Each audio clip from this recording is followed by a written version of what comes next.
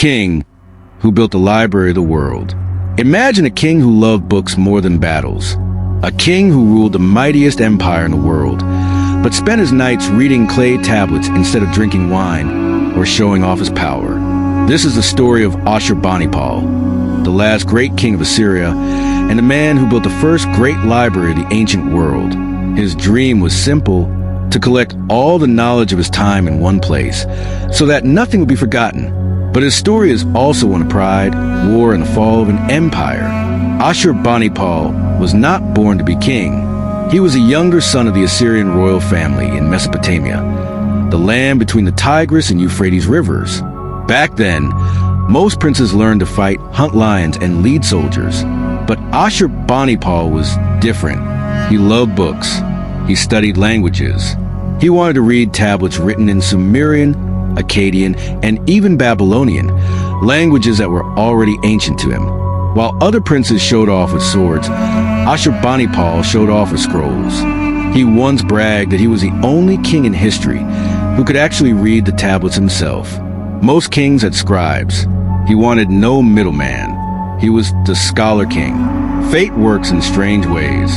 Assurbanipal's older brother died, and suddenly the scholar became king. In 668 BCE, he sat on the throne of Assyria, the strongest empire of its time. From Egypt in the west to Persia in the east, his armies had no rival, but Assurbanipal ruled differently. Yes, he could be fierce. He crushed rebellions and bragged about hunting lions with his bare hands. But what set him apart was his love for knowledge. He wanted his capital, Nineveh, to be more than a city of war. He wanted it to be the center of human memory. So, Assurbanipal began to collect. He sent orders across the empire. Bring me the tablets. Bring me every text. Copy them if you must. Nothing should be lost. From Babylon, from Sumer, from tiny villages and great temples, tablets came flooding in. Stories, laws, medicine, astronomy, omens, spells, math problems. Everything written on clay. Assurbanipal's scribes copied thousands of works, stamping each with his royal seal.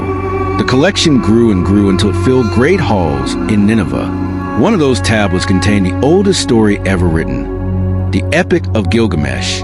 Without Assurbanipal's library, the world might never have known it. He didn't just want power.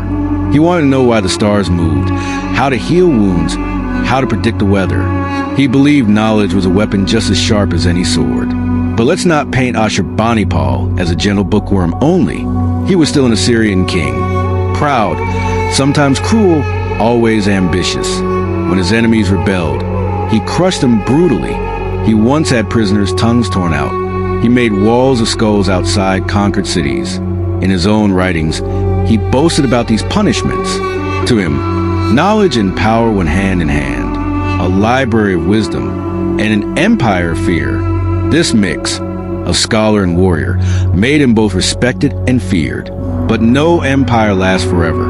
After Assurbanipal's death, Assyria quickly crumbled. By 612 BCE, just a few decades later, Nineveh itself was destroyed. Fire, war, and chaos swallowed the once great capital. The mighty library was buried under ash and rubble. For thousands of years, the clay tablets lay hidden. It seemed the dream of the scholar king was lost forever. But history has a funny way of speaking again. In the 1800s, archaeologists digging in Iraq stumbled upon strange rooms filled with broken tablets.